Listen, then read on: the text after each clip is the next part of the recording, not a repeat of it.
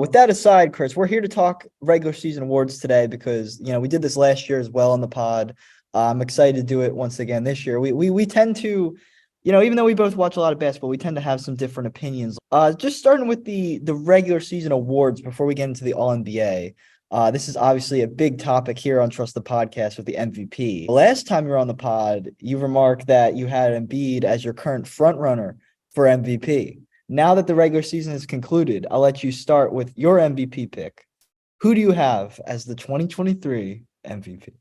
Okay, I'll explain it. So I have this year I have Embiid, and Yes, we did maybe it. Let's go. maybe this isn't the best way to look at it, but like in my brain, if Embiid won it any of the other like last years or whatever, and like Giannis hasn't, I would have picked Giannis. Or if Jokic hasn't won yet, I would have picked Jokic. But Mhm. considering Embiid hasn't won it yet, it's a bit ridiculous. Where I'm like, all right, like he needs one of these last like three or whatever it's been. So I'm giving him this one. That's not like the best way to look at it, but he's been in my brain. Jokic, Embiid, and Giannis are all in the same tier where Mhm. any one of them can win it. So at this point, it's like Giannis has two, Jokic has two, Yeah. and Embiid has zero. That's just not right. Like Embiid needs one of them. Mhm. So and Giannis, Giannis I have second, and Jokic I have third. Okay. Yeah, I think that's what I would have as well. I think that would be my ballot. So Embiid this year. Well, first of all, he led the Sixers to their best regular season since the 2001 season where they made the NBA Finals. So maybe we could be on to something there. But 54 wins for the Sixers. Embiid everyone wants to talk about his health. He played more games than Giannis, only 3 less than Jokic. 66 appearances for Joel this season. Shot 55% from the field. Only that's the highest mark of his career. Only the second time he's been over 50%. He's improved a lot just as a passer this year. He improved as a passer last year, but this year just getting out of those double teams when you're playing the Bucks, when you're playing the Celtics, he just felt more comfortable getting out of sticky situations. I think that helped him a lot. Rebounding wise, I would say the first half of this season defensively, he wasn't quite at an elite level, just really good. I would say since maybe around February, he's kind of had a turnaround there and he's back to his dominant self. He's been rebounding with a lot more effort. Do you think Embiid, would you say to your eyes, this is the best he's ever been? Because I would say he is the best he's ever been. Yeah, for me, it was when I was watching him, it just seemed like he did this stuff before, but especially like down in the stretch of games, like in the clutch time, it seemed like he kind of could disappear at times just because he's a center. But I feel like at a few times this year where I was watching, it seemed like he was the one with the ball. I remember I texted you one time because I put on a Sixers game and he hits the game winner over Portland. And like stuff like that, I feel like he didn't do a few years ago, you know? So I felt like that was the biggest thing was down the stretch of games. He was still asserting his dominance. The Sixers were always in that hunt, so they were always playing tough games. I think that's a thing too with the Bucks is they were kind of load managing Giannis the whole year. And B, they actually needed the whole season. He missed some games because of like actual injuries, but he was consistently on the court too, which is one of the biggest things with him. Yeah, I definitely agree. He definitely feels the healthiest as well. Just coming in this playoff run, I'm really confident that even if the Sixers don't make the finals, which I hopefully they do, but they got a hard road ahead of them. But I don't think if we lose, it's going to be because Embiid got hurt or Embiid didn't play up to par. I think he's going to put forth his best postseason to go along with his best regular season. So we finally did it. MVP has arrived. It is a reality, and it seems like the media, the people who are actually going to vote on this, so far, the people who have announced their votes, a lot of them said Embiid. So very much a victory lap, maybe even a victory tour here on Trust the Podcast today. Joel Embiid is the Chris Reynolds, Joe Tuman unanimous MVP. So rookie of the year. Who do you have for rookie of the year? I have Paolo Banchero. I think he's shouldered the most burden of anyone by far, and I think he's got to win it. Yeah, I have Paolo too. The issue that I have is I just want like an honorable mention for Jalen Williams. He's gonna come in second. I feel like there's a lot of years where this rookie figures stuff out halfway through the year, like at the All-Star break, and then they have this great end, and then it makes it somewhat interesting for the rookie of the year. But at the end of the day, like Paulo had a bigger load the whole year and was better the whole year. I think Jalen Williams probably had a better last month, but Paulo I think has to be the pick. The Magic aren't great. Like they're solid for a young team, but in terms of an actual competitive, they're not there yet. But with him, he really just elevated them a lot, I think, more than anyone else. And Williams, I think, was great, but that's really Shea's team. And Williams could be more efficient, which was great, but I think that's more about the system around him. Yeah, I definitely agree. Jalen Williams, to your point, since February 1st, 17 a game, 5 rebounds, 4 assists. He's shooting 53 from the field, 42 on threes, but over the entire year, still really efficient most of the year, but just 14 a game. He was mostly just a really high level role player until maybe like the last 2 months, where Paolo, he's been the number one guy on that team. Actually, I guess you could say Franz is their best player, but Paolo's been right there with them. Like they're the glue that holds that team together, and it's going to be that way for a while. 20 points a game, 7 rebounds, 4 assists. He has all the tools of being a really strong two-way star, in my opinion. He needs to be a little more efficient from three, but overall, I think he's proven he has a very bright future. I listened to him on the Ryan Russillo podcast. Paulo went on and talked for a while. Mm-hmm. And then he was saying, he's like, I don't want to make an excuse about it because, like, it's not really an excuse, but like he had like a nerve thing in his neck that went down his arm. Yeah. Like when he was shooting, like that month that he hit 1 3, he was saying like he literally, like, his nerve was messed up in his like neck and back or whatever. And then he said it went away at the end of January. And then right after that's when he started shooting well again. So I think that was also part of it, where it's like some inconsistency, but also like a small health thing, but he played through it. And then people are going to judge him when he has a bad shooting performance, but he's also playing through injury, which not a lot of guys do. Interesting. Yeah, I do remember that at the beginning of the season, he did miss a couple weeks with an injury. So that's interesting if he's kind of had to play through that all season. But honestly, regardless, he was still the best rookie, even with the shooting. So yeah, I'm glad we agree on that. So then defensive player of the year. This is an interesting one. I think it's been a hotly debated topic just because there's a lot of good options this year. I went with Jaren Jackson Jr. because I think he's been the most impactful. I think you can it's close with a few other guys, but I think he's been the most impactful, especially since he came back from the injury and kind of skyrocketed Memphis's defense towards the top of the league. I thought we were gonna have some disagreements. I also went Jaren Jackson, though. Okay. I think he should have won it last year, but that's not why I chose him this year. I chose him this year because, well, he did miss a lot of games. That's the only critique against him. But when he was 20, I mean, that's a lot. But when we just picked Embiid for MVP, Embiid played 4 more games than him. I know, but compared to Brook Lopez, who played like 68 and 78, actually 78. 78. Yeah, that's what I meant. But Brook Lopez played a lot more. That's the argument against him, but I just felt like when he was on the court, he was clearly the best defensive interior presence in the league.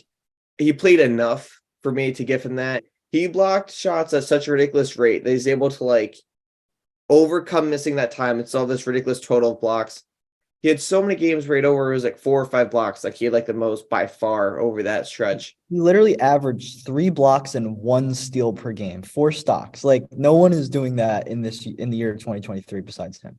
Yeah, that's a decrease too, because a lot of the season was at like 3.6, and then it like started to dip down towards the end. So like the whole year, he just had like some of these games where he was just literally unstoppable in the paint. So I went with him. Brook Lopez, one thing against Brook is that he has Giannis and Drew on that team, which doesn't really take away from your defense, but it makes it easier when you have great defenders around you.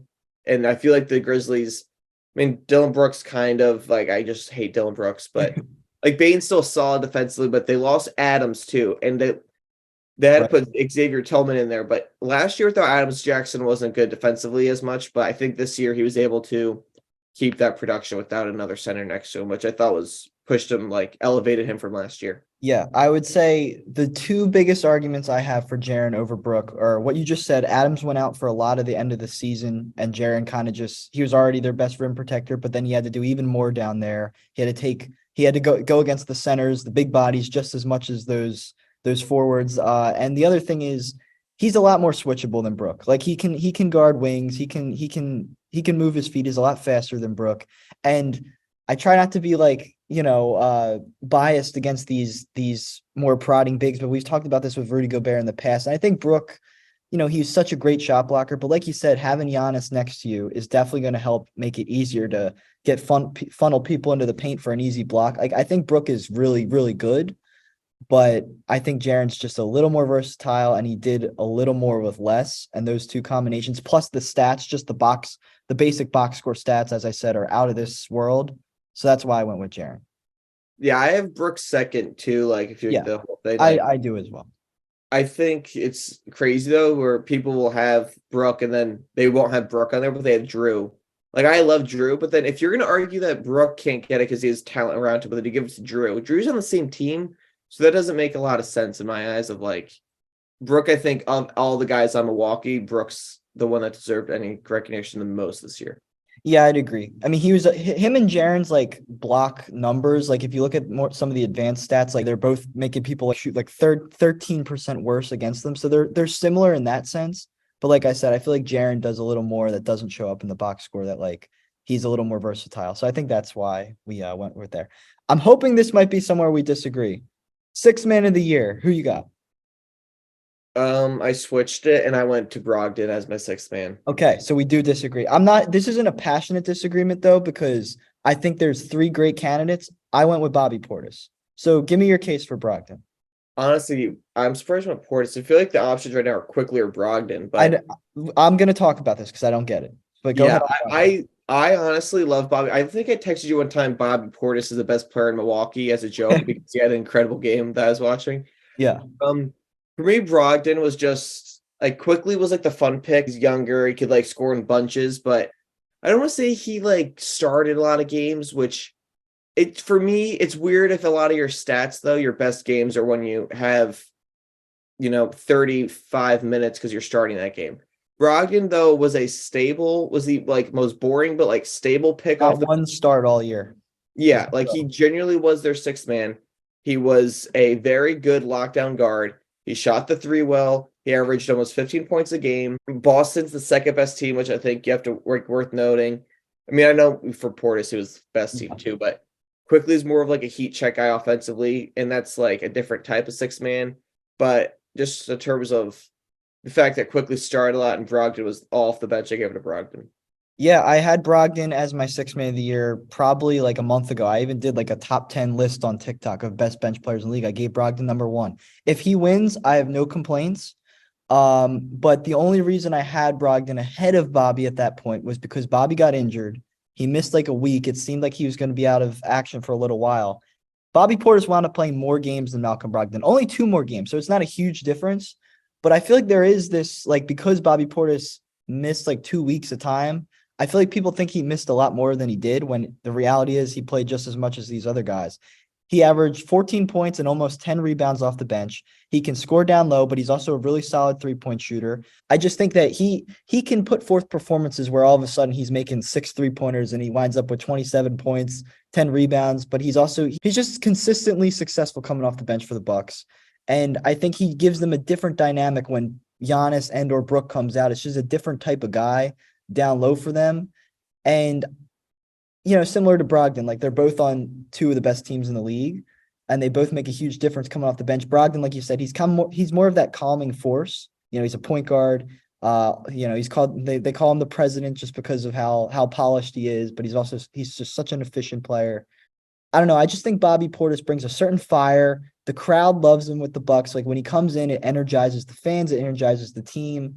I think it's very close, but I'm gonna go Bobby Portis. What's Bobby Portis' points per game? Around 14. Okay. I just looked also Zach Lowe's. I was just scroll down. Zach Lowe's six man. One is Quickly, two is Brogdon, three is Austin Reeves. Oh, come on. Austin Reeves starts. I don't know. I feel like Portis has gotten no recognition for the six man when he very strange. should be A getting double off the bench on good shooting. Like that's very impressive. I'm assuming there's guessing that's the talent around him helping, but I don't know. I really don't get it. I don't get it. Yeah. Bobby Portis, like last year, he was the starter because Brook was hurt most of the year, and he was awesome last year. I don't know. I think he deserves. I'm not going to be mad if Brogdon wins because he's had a great season. I think it's a very close race between those two, with Quickly as the third place guy. I think Quickly might win. In my eyes, what? I think Quickly might win. I don't get that. Like I don't. It's not like he's very good, but I just don't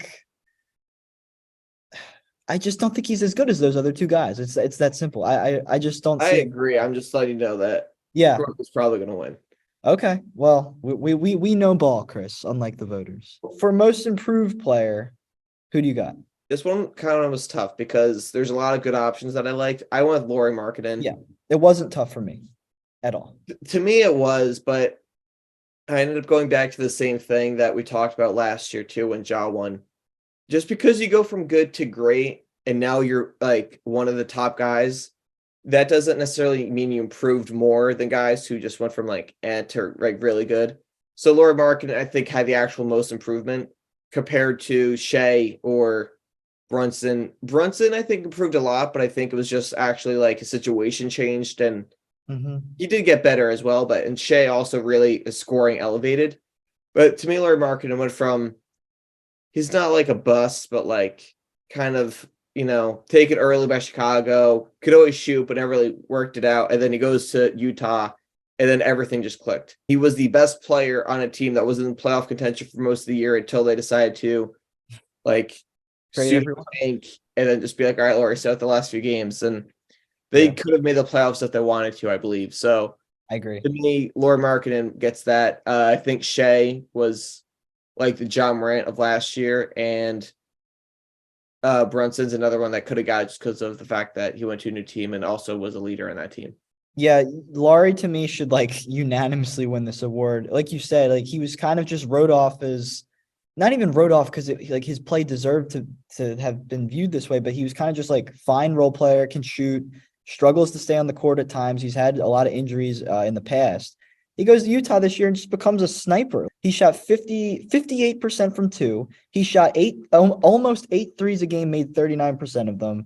Career high in free throws made. He averaged 25 points per game. A legit all-star.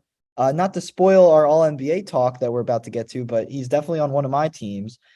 And Utah was, like you said, they started the year really hot, and then they fizzled out a little from there, but they remained competitive until towards the very, very end of the season. He's grown a lot as a player, and yeah, I think he should win most improved. Compared to where he was at the start of the season, he definitely, I think, increased the most. I mean, he had Chris Dunn towards the end of the year, but No, that's a good point. Chris Dunn, too. He got some MVP nominations, but I love Chris Dunn. I'm so happy to see him, finally breaking through. Anyways, coach of the year. It's got to be Mike Brown, right? I have Doc Rivers. Shut up. Yeah, no, it's Mike Brown. Why did Bill Simmons put Doc Rivers on his coach of the year ballot? That was absurd. As a loyal Bill Simmons fan, that hurt my feelings. Mike Brown is the coach of the year, right, Chris? Yeah, it's Mike Brown. Yeah, so the Kings, they haven't made the playoffs since 2006. They're the 3 seed.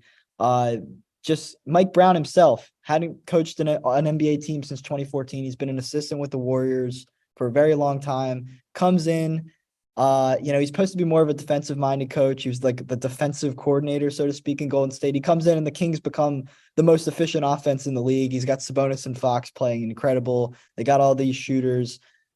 I don't know. The Kings were just a super fun team. They made a ton of strides. A lot of players improved.